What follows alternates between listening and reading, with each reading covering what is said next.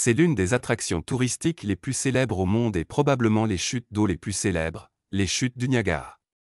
Des millions de personnes visitent les chutes chaque année. Les chutes du Niagara se trouvent à la frontière entre le Canada et les États-Unis et sont un site vraiment magnifique. Mais quelque chose de très étrange s'est produit une année. Une équipe d'ingénieurs et de chercheurs a arrêté le flux des chutes du Niagara. Cela a été un processus qui a pris des années et a eu des résultats étonnants. Pour la première fois en des milliers d'années, les chutes du Niagara se sont asséchées. Bien que l'opération ait eu un objectif totalement différent, les chercheurs ont découvert un secret majeur auquel ils ne s'attendaient absolument pas. Mais avant de commencer notre histoire, appuyez sur le bouton « J'aime », assurez-vous de vous abonner et d'activer la cloche de notification afin de ne manquer aucune nouvelle histoire. Tout touriste ou local ayant déjà visité les chutes du Niagara peut certainement affirmer un fait, ce phénomène naturel est vraiment impressionnant et touche profondément le cœur de la plupart des gens.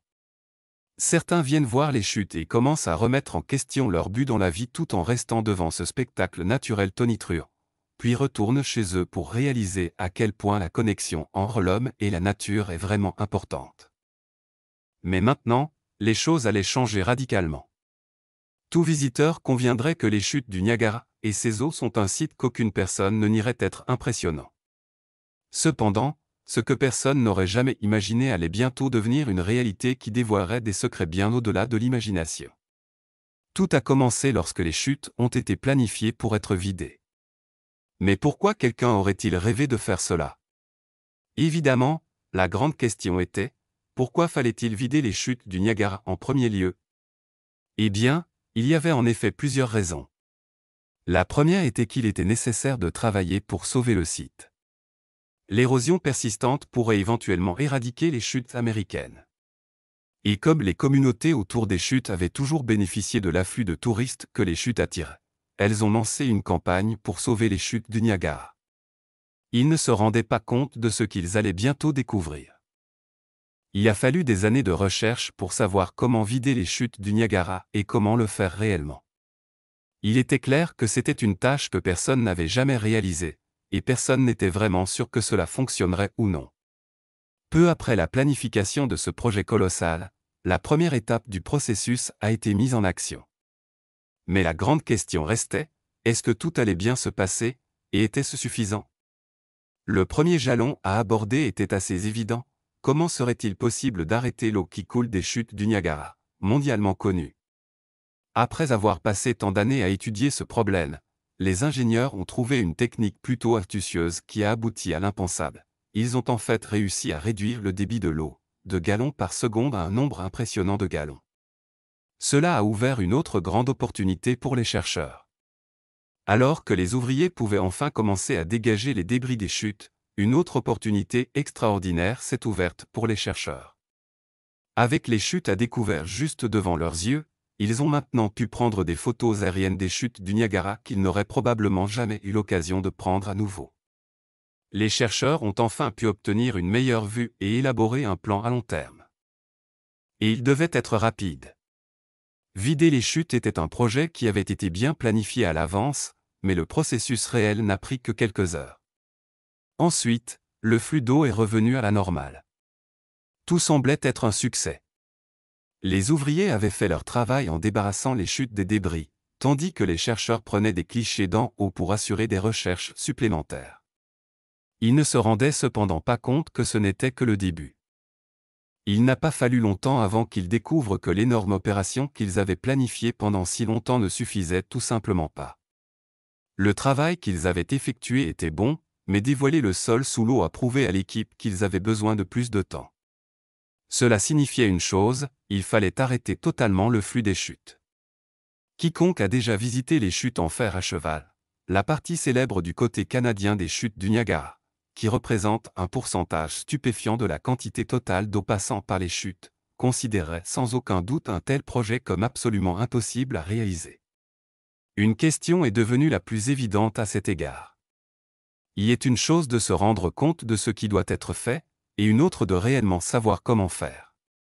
C'est particulièrement vrai lorsqu'il s'agit de l'entreprise presque impensable d'arrêter les chutes du Niagara. Cependant, Puisque les chercheurs avaient déjà découvert comment réduire le débit en premier lieu, ils étaient confiants qu'il serait possible de continuer avec le plan.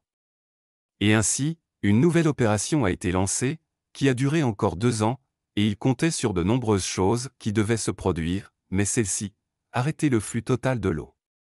Les ingénieurs ont estimé qu'ils devaient construire un barrage temporaire pour arrêter l'eau. Oui, vous pouvez vous pincer par incrédulité, mais ils ont en fait construit un barrage dans le seul but d'arrêter l'eau des chutes du Niagara de couler.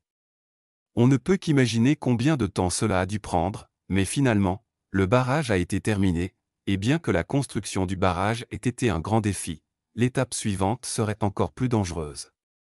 En plus de tout cela, les ouvriers devaient maintenant atteindre le sommet des chutes pour enlever les pierres détachées.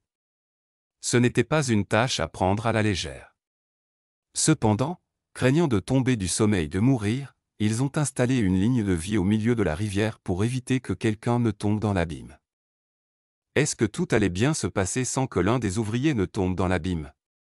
Bien sûr, la sécurité prime, peu importe l'importance de la tâche. L'idée d'installer une ligne de vie était donc uniquement pour des raisons de sécurité. Cependant, heureusement, la ligne de vie n'a même pas eu à être utilisée, et les ouvriers ont réussi à dégager le fond de la rivière de toutes les pierres détachées pour s'assurer que le site serait préservé de l'érosion. Comme c'est souvent le cas avec les grands projets comme celui-ci, cependant, l'équipe n'en avait pas terminé. L'évacuation et le nettoyage des chutes avaient en effet été une entreprise de grande envergure, et tous ceux qui avaient participé au processus étaient heureux que tout se soit bien passé, sans que personne ne soit blessé. Mais ce n'était pas tout. Une fois les chutes vidées, les ouvriers ont découvert que tomber du bord n'était même pas la partie la plus effrayante de toute l'opération. Ils allaient maintenant faire une découverte qui leur donnerait la chair de poule. Pour la première fois en des années, les chutes du Niagara étaient à sec, et cela devait être considéré comme une attraction à un autre niveau. Et donc, bien que les habitants aient eu peur qu'aucun touriste ne vienne voir les chutes du Niagara, ils se sont trompés. Et pour une bonne raison, les touristes continuaient à venir pour voir ces vues étonnantes. Et qui pourrait les en blâmer?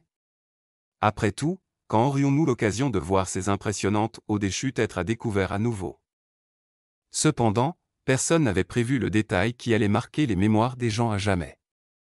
Pour commencer, il y avait beaucoup de pièces de monnaie au fond de la rivière, ce qui a incité de nombreux touristes à entrer dans le lit de la rivière asséché pour les collecter en souvenir. Et bien que le lit de la rivière soit temporairement à sec, il fallait encore prendre des précautions lorsqu'on entrait sur le site. Quelques téméraires se sont même aventurés jusqu'au bord des chutes, et alors qu'ils étaient très excités, ils ont rapidement vu quelque chose de macabre se révéler. Alors que les pièces de monnaie et autres objets similaires en disaient long sur le passé des chutes du Niagara, une autre découverte triste allait bientôt assombrir l'aventure extraordinaire que les touristes vivaient en collectant de vieilles pièces de monnaie dans le lit de la rivière. Il s'est avéré que certaines personnes n'avaient pas été prudentes lorsqu'elles ont visité les chutes dans le passé, et les chercheurs ont trouvé les restes malheureux d'un homme et d'une femme qui étaient morts dans les eaux. Et pourtant, l'histoire ne se terminerait pas là. Malgré la découverte macabre que les chutes du Niagara avaient révélée, une chose est certaine, les chutes ont certainement vécu de nombreuses autres aventures depuis leur formation pendant l'ère glaciaire, il y a des milliers d'années. Les chutes ont été une source d'inspiration pour les habitants et les voyageurs, faisant de la visite une expérience inoubliable. Nous sommes sûrs de garder un œil sur ce cadeau que la nature nous a donné.